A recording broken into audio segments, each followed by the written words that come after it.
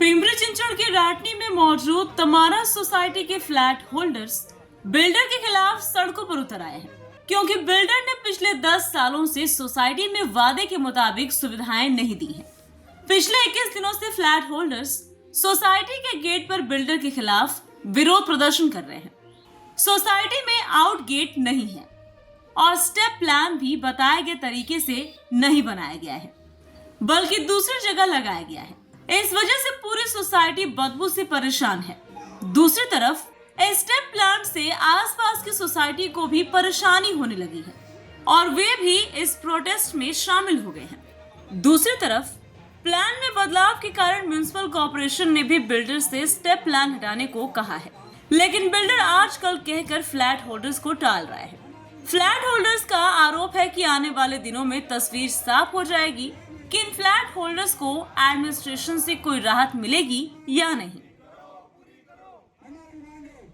गेल्या 10-12 वर्ष आम्ही बिल्डर सारखा फिरवतोय, तो कोणतीही गोष्ट कबूल करतो, हो म्हणतो, देतो म्हणतो, करत नाही। हे 10 वर्षाचा अनुभव आहे। आमच्या बऱ्याच गोष्टी ज्या आहेत त्या त्याने आम्हाला देतो म्हणून सांगितलं, पण दिल्या नाही। उदाहरणार्थ एसटीपीची जागा तो आम्ही स्थलांतरित करणार होता, आम्हाला न विचारता एसटीपी त्या जागेवरती केलेला आहे, कोणती परवानगी घेतली नाही। तसं एक्झिट गेट जो आहे, म्हणजे आमचा एक रस्ता दोन्ही जाण्याचा वेगळे होते, इन गेट आणि एक्झिट गेट। आमचे एक्झिट गेट बंद करून इन आणि एक्झिट एकच केलं आणि तो पण अरुंद केला। त्याबद्दल सुद्धा आम्ही काहीतरी प्रयत्न केला, तो दाद देत नाहीये।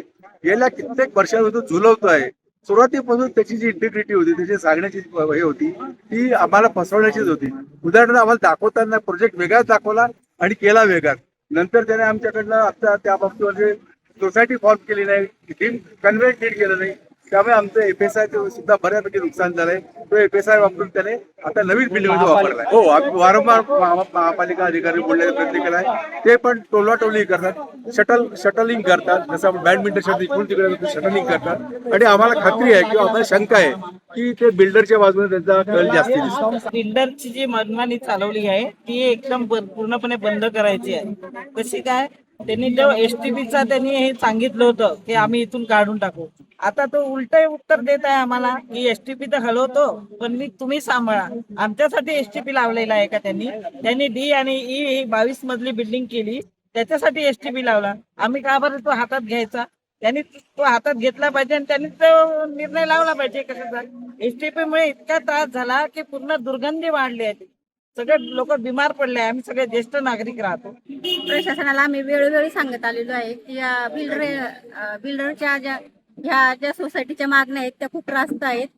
अक्षरशः 10 वर्ष झालेत, पण त्यांच्या जो बेसिक गोष्टी आहेत त्या पण त्यांना मिळालेल्या नाहीत, अवेलेबल झालेल्या नाहीत। तर बिल्डरचं आणि आमचं बोलणं झालं, पण त्यातून काही अजून तोडगा निघालेला नाही। पण आम्ही पूर्णपणे सोसायटीच्या मागे पहिल्या दिवसापासून उभे आहोत, ते आजपर्यंत उभा आहोत। जरी बिल्डरने पाठ फिरवली तरी आम्ही आमच्या जनतेच्या पाठीमागे खंबीरपणे उभे राहणार आहे, सोसायटीच्या पाठीमागे खंबीरपणे उभे राहणार आहोत। आणि जोपर्यंत सोसायटीचे लोक इथं सगळे रहिवासी थांबणार तोपर्यंत आम्ही पण इथं ठिया मांडून बसणार आहोत। आणि प्रशासनाला पण जाग आली पाहिजे आणि बिल्डरला पण जाग आली पाहिजे की ह्या ज्या सोसायटीच्या लोकांच्या ज्या मागण्या आहेत त्या पूर्णपणे रास्त आहेत। आज ते 10 वर्ष झालेत वाट पाहतात छोट्या छोट्या बेसिक गोष्टींसाठी, त्या पण त्यांच्या पूर्ण झालेल्या नाहीयेत। लोकप्रतिनिधी आहे, बिल्डर अशा प्रकारे जर स्वतःचा मनमानी कारभार करत असेल तर आयुक्तांना सांगून त्यांना ब्लॅकलिस्ट करणार का किंवा त्यांच्यावर कारवाई करण्यासाठी? नाही, नक्कीच आयुक्तांना आम्ही लेटर देऊ आणि त्यांच्यावर कारवाई करायला सांगू। आणि हे काम आम्ही आता म्हटलं तरी पूर्णपणे सगळे बिल्डरची लोक बाहेर, कामगार लोक बाहेर काढून आणि आम्ही स्वतः टाळालो। Bureau report, VSRS news, Pimpri Chinchwad, Maharashtra.